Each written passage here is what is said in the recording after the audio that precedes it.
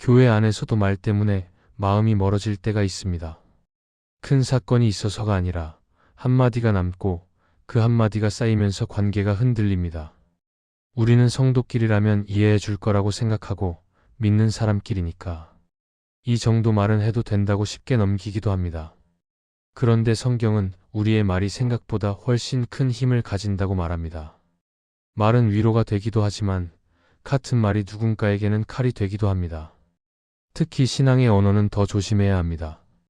믿음의 말처럼 들리지만 사실은 누군가를 향한 비난이 섞여 있을 수 있고 솔직함처럼 말하지만 결국 공동체를 갈라놓는 말이 될 수도 있습니다. 또 비밀을 가볍게 꺼내는 순간 신뢰는 한 번에 무너질 수도 있습니다. 오늘 말씀에서는 성도끼리라도 입 밖에 내면 안 되는 말이 무엇인지 살펴보려 합니다. 말이 관계를 무너뜨리는 길이 아니라 하나님이 기뻐하시는 공동체를 세우는 길이 되도록 우리의 입술을 하나님 앞에서 다시 점검해 보려 합니다. 첫째, 성경은 기도인 척 포장된 비난을 입 밖에 내지 말라고 합니다. 교회 안에서 가장 조심해야 하는 말 중 하나는 기도처럼 들리지만 사실은 비난인 말입니다. 겉으로는 하나님께 아뢰는 것 같고 영적인 관심처럼 포장되어 있지만 그 안에는 누군가를 깎아내리는 마음이 섞여 있을 때가 있습니다. 우리는 이런 말을 하면서도 스스로를 정당화하기 쉽습니다. 나는 직접 욕한 게 아니라 기도 제목을 나눈 것뿐이라고 말할 수 있기 때문입니다. 그러나 성경은 말합니다. 하나님은 말의 모양이 아니라 마음의 방향을 보신다고 말합니다. 기도는 하나님께 나아가는 자리입니다. 그래서 기도는 사람을 향한 칼이 아니라 하나님 앞에서 내 마음을 내려놓는 자리여야 합니다. 그런데 기도라는 말로 누군가를 공격하면 기도의 자리는 순식간에 정죄의 자리가 됩니다. 말은 부드럽게 포장되어 있어도 듣는 사람의 마음에는 찌르는 느낌으로 남습니다. 무엇보다 그 말은 공동체의 신뢰를 조금씩 무너뜨립니다. 왜냐하면 누구든 그 말을 들으면 생각하게 되기 때문입니다. 언젠가 내 이야기도 기도라는 이름으로 이렇게 돌아다닐 수 있겠구나 하고 마음을 닫게 됩니다. 성경에서 바리새인의 기도를 떠올려 보면 이 문제가 더 분명해집니다. 예수님께서 비유로 말씀하신 바리새인은 하나님께 감사하는 기도를 드리지만 그 기도의 중심에는 하나님이 아니라 비교가 있었습니다. 그는 하나님 앞에서 자신을 높였고 다른 사람을 깎아내렸습니다. 말은 기도였지만 내용은 정죄였습니다. 그 기도는 하나님께 가까이 가는 길이 아니라 자기 의를 세우는 길이었습니다. 그래서 예수님은 그 기도를 칭찬하지 않으셨습니다. 기도는 입술로 드리는 형식이 아니라 하나님 앞에서 낮아지는 마음이기 때문입니다. 기도인 척 포장된 비난은 대개 이런 방식으로 나타납니다. 그 사람을 위해 기도하자고 말하면서 사실은 그 사람의 약점과 실수를 자세히 설명합니다. 마음으로는 불쌍히 여기는 것 같지만 말은 점점 날카로워집니다. 그리고 마지막에는 기도 부탁이라는 말로 정리합니다. 그러나 그 과정에서 이미 사람들의 마음에는 판단이 심어집니다. 그 사람을 이해하려는 마음보다 그 사람을 평가하려는 마음이 앞서게 됩니다. 이렇게 되면 기도 모임도 소그룹도 자연스럽게 안전한 공간이 아니라 조심해야 할 공간으로 바뀌어 버립니다. 성경은 말이 사람을 살릴 수도 있고 죽일 수도 있다고 경고합니다. 특히 교회 안에서는 말이 더 빠르게 퍼지고 더 깊게 상처를 남길 수 있습니다. 왜냐하면 우리는 믿는 사람끼리니까 괜찮겠지 하고 경계를 풀기 때문입니다. 그러나 하나님은 교회 안에서 더 엄격하게 마음과 말을 다루십니다.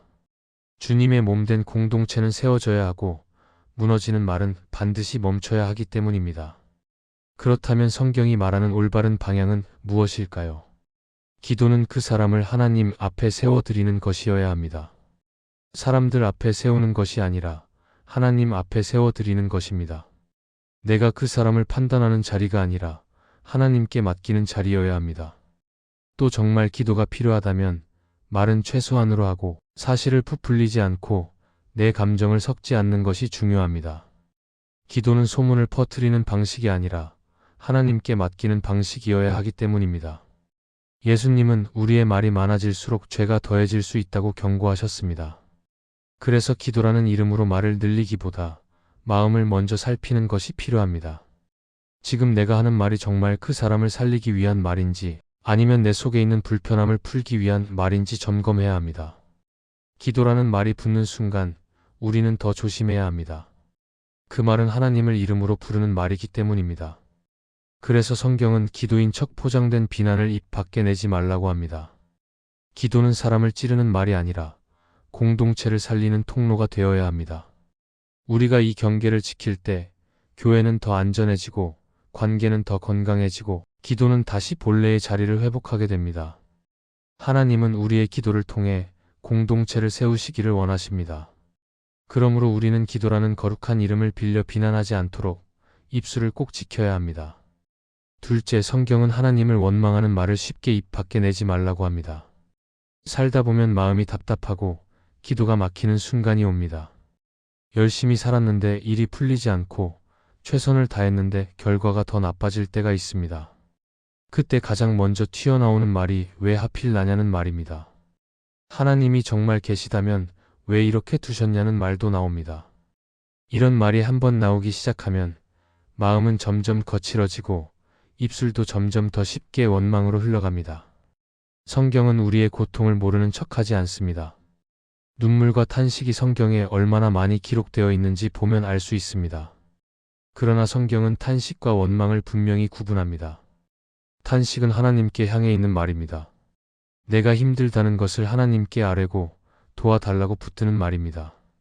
반대로 원망은 하나님에게서 등을 돌리는 말입니다. 하나님을 신뢰하지 못하겠다는 마음이 입 밖으로 나오는 말입니다. 그래서 성경은 하나님을 원망하는 말을 쉽게 입 밖에 내지 말라고 경고합니다. 광야에서 이스라엘 백성이 보여준 모습이 바로 이것입니다. 하나님은 그들을 애굽에서 건져내셨고 홍해를 가르셨고 낮에는 구름 기둥으로 밤에는 불 기둥으로 인도하셨습니다. 그럼에도 백성들은 조금만 어려움이 오면 입을 열어 원망했습니다. 물이 없으면 원망했고 먹을 것이 부족하면 원망했고 길이 길어지면 원망했습니다. 그들의 원망은 단순한 불평이 아니라 하나님이 우리를 왜 여기로 데려왔냐는 공격이었습니다. 하나님은 그 원망을 그냥 넘어가지 않으셨습니다. 왜냐하면 원망은 공동체의 믿음을 무너뜨리고 마음을 애굽으로 되돌려 놓기 때문입니다. 원망의 말은 전염성이 강합니다. 한 사람이 말하면 다른 사람도 따라 말하게 됩니다. 처음에는 위로하려고 듣다가도 어느 순간 마음이 그쪽으로 기울어 버립니다. 그래서 광야에서 원망이 커질수록 믿음이 강한 사람도 지치게 됩니다. 하나님의 약속을 붙잡아야 하는 자리에서 사람들의 말이 분위기를 바꾸어 버리기 때문입니다. 하나님은 이 원망의 힘을 아십니다. 그래서 원망의 말을 가볍게 여기지 않으십니다. 하나님을 원망하는 말이 위험한 이유는 상황을 바꾸지 못하면서도 마음을 무너뜨리기 때문입니다. 원망을 쏟아내면 잠깐 속이 시원할 수 있지만 그 다음에는 더 큰 공허함이 남습니다. 하나님을 향한 신뢰가 약해지고 기도는 점점 형식이 됩니다. 원망은 해결책이 아니라 믿음을 깎아먹는 습관이 되기 쉽습니다. 그래서 성경은 입술을 먼저 지키라고 합니다. 마음이 흔들릴수록 말부터 조심하라고 합니다. 그렇다고 해서 하나님 앞에서 힘든 것을 말하지 말라는 뜻은 아닙니다. 하나님은 우리가 솔직하게 아뢰는 것을 원하십니다. 다만 방향이 중요합니다. 하나님을 향해 붙드는 말이 되어야 합니다. 도와주세요, 살려주세요, 믿음을 지켜주세요 같은 말은 탄식이고 기도입니다. 그러나 하나님이 왜 이러시냐, 하나님은 나를 버리셨다 같은 말은 원망이 되기 쉽습니다. 그 말이 반복되면 마음은 점점 하나님을 멀리하게 됩니다. 다윗의 시편을 보면 다윗도 수없이 힘들어했고 눈물로 부르짖었습니다. 그러나 다윗은 하나님께 등을 돌리지 않았습니다. 다윗은 힘들다고 말하면서도 결국 하나님을 붙드는 자리로 돌아옵니다. 이것이 탄식의 믿음입니다. 반대로 광야의 원망은 하나님을 신뢰하기보다 하나님을 의심하는 말로 끝나버렸습니다. 그래서 같은 고통이라도 말의 방향이 믿음을 살리기도 하고 무너뜨리기도 합니다. 성도끼리 모일 때 특히 조심해야 합니다.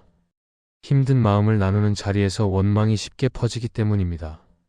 누군가가 하나님이 왜 이렇게 하시냐는 말을 자주 하면 공동체 전체가 기도보다 불평에 익숙해질 수 있습니다. 그러면 믿음의 언어가 사라지고 결국 서로를 살리는 힘도 약해집니다. 하나님은 공동체가 기도하는 공동체가 되기를 원하시지 원망을 돌려 말하는 공동체가 되기를 원하지 않으십니다. 그래서 성경은 하나님을 원망하는 말을 쉽게 입 밖에 내지 말라고 합니다. 힘든 일을 말하되 하나님께 붙어 말해야 합니다. 고통을 나누되 하나님을 향해 나누어야 합니다. 우리가 이 경계를 지킬 때 광야 같은 시간에도 믿음은 무너지지 않고 오히려 깊어질 수 있습니다. 하나님은 원망의 입술이 아니라 붙드는 입술을 통해 우리를 인도하시기를 원하십니다. 셋째, 성경은 편을 가르는 이간질의 말을 입 밖에 내지 말라고 합니다. 교회 안에서 관계가 무너질 때를 보면 누군가가 대놓고 싸움을 시작해서라기보다 조용한 말이 사람들 사이를 갈라놓을 때가 많습니다. 겉으로는 공감하는 말처럼 들리고 누군가를 위로하는 말처럼 들리는데 듣고 나면 마음이 한쪽으로 기울어지고 특정 사람을 불편하게 보게 됩니다. 그리고 그 다음부터는 같은 말을 들어도 다르게 해석하게 되고 작은 실수도 크게 보이기 시작합니다. 이렇게 편을 가르는 말은 한 번에 폭발하지 않고 서서히 분위기를 바꾸며 공동체의 공기를 바꿉니다. 이런 말의 가장 무서운 점은 나는 정의를 말한다고 생각하면서도 사실은 사람을 갈라놓는 일을 하고 있을 수 있다는 것입니다. 누구 편을 들어주는 것처럼 말하면서 다른 한쪽을 자연스럽게 나쁜 사람으로 만들기도 합니다. 내 마음은 누군가를 돕는다고 믿지만 말의 결과는 관계를 찢어놓을 때가 있습니다. 성경은 바로 이런 이간질의 말을 가볍게 여기지 말라고 합니다. 편을 가르는 말은 단순한 소통이 아니라 공동체를 무너뜨리는 칼이 되기 때문입니다. 이 모습을 가장 분명하게 보여주는 인물이 압살롬입니다. 압살롬은 다윗의 아들이었고 겉으로는 백성을 위하는 사람처럼 보였습니다. 그는 성문에 서서 사람들의 사정을 듣고 힘들었다고 말하며 위로해 주는 것처럼 행동했습니다. 그런데 그가 하는 말의 방향은 사람들을 하나님께로, 왕께로, 질서로 데려가는 방향이 아니었습니다. 그는 백성의 마음에 불만을 키우고 다윗을 신뢰하지 못하게 만들며 결국 사람들의 마음을 자신에게로 끌어왔습니다. 성경은 압살롬이 사람들의 마음을 훔쳤다고 말합니다. 이것이 편 가르기의 핵심입니다. 누군가의 마음을 훔쳐 내 편으로 만드는 것입니다. 압살롬은 처음부터 반역을 외치지 않았습니다. 그는 먼저 분위기를 만들었습니다. 말로 씨앗을 뿌렸고 서운함을 키웠고 사람들 사이에 의심을 심었습니다. 결국 때가 되자 이미 마음이 갈라진 상태에서 큰 일이 터졌습니다. 이 과정이 우리에게 말해주는 것이 있습니다. 이간질은 사건이 아니라 과정이라는 것입니다. 그래서 더 조심해야 합니다. 말 한마디가 당장 큰 문제가 되지 않는 것처럼 보여도 그 말이 반복되면 마음은 방향을 바꾸고 공동체는 갈라지기 시작합니다. 교회 안에서 편을 가르는 말이 생기면 가장 먼저 무너지는 것은 신뢰입니다. 서로를 안전하게 느끼지 못하니 마음을 열지 않게 되고 기도 제목도 조심스럽게 말하게 됩니다. 결국 공동체는 겉으로는 평온해 보여도 속은 딱딱해집니다. 사람들은 서로를 돕기보다 평가하기 시작하고 누군가의 말과 행동을 좋은 뜻으로 보아 주기보다 의심하며 해석합니다. 그 다음에는 작은 오해가 커지고 작은 실수가 낙인이 됩니다. 이때 이간질의 말은 더 힘을 얻습니다. 이미 갈라진 마음은 더 자극적인 말에 쉽게 반응하기 때문입니다. 그래서 성경은 편을 가르는 이간질의 말을 입 밖에 내지 말라고 합니다. 누군가에 대한 불편함이 생겼을 때 그 불편함을 사람에게 풀어버리면 관계는 더 꼬이게 됩니다. 문제를 다루려면 사람을 모아 편을 만드는 방식이 아니라 하나님 앞에서 먼저 마음을 다루어야 합니다. 또 누군가의 이야기를 들을 때도 어느 쪽이 맞는지부터 판단하기보다 이 말이 공동체를 세우는 말인지 갈라놓는 말인지부터 살펴야 합니다. 결국 이간질의 말은 누군가를 살리는 말이 아니라 공동체 전체를 약하게 만드는 말입니다.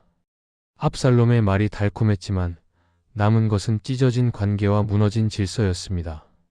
하나님은 교회를 편으로 세우지 않으시고 한 몸으로 세우십니다. 그러니 우리는 성도끼리라도 편을 가르는 말을 쉽게 꺼내지 말아야 합니다. 그 한마디가 누군가의 마음을 흔들고 공동체의 신뢰를 무너뜨릴 수 있기 때문입니다. 넷째, 성경은 비밀을 가볍게 말하는 습관이 결국 나의 신뢰도 무너뜨린다고 말합니다. 교회 안에서 관계가 무너지는 시작은 큰 죄나 큰 사건이 아니라 작은 말일 때가 많습니다. 특히 비밀을 가볍게 꺼내는 말은 처음에는 별일 아닌 것처럼 보이지만 시간이 지나면 신뢰를 한꺼번에 무너뜨립니다. 왜냐하면 비밀은 내용보다도 그 사람의 마음을 담고 있는 경우가 많기 때문입니다. 누군가가 조심스럽게 털어놓은 이야기는 단순한 정보가 아니라 그 사람의 약함과 두려움, 그리고 믿고 맡기는 마음입니다. 그런데 그 이야기가 다른 자리에서 가볍게 언급되는 순간 그 사람은 상처를 받는 정도를 넘어 이제는 누구도 믿지 못하겠다는 마음으로 굳어지기 쉽습니다. 성경에서 삼손의 이야기를 보면 비밀이 얼마나 큰 의미를 가지는지 분명해집니다. 삼손의 힘은 겉으로는 능력처럼 보였지만 그 뒤에는 하나님께 구별된 삶이라는 비밀이 있었습니다.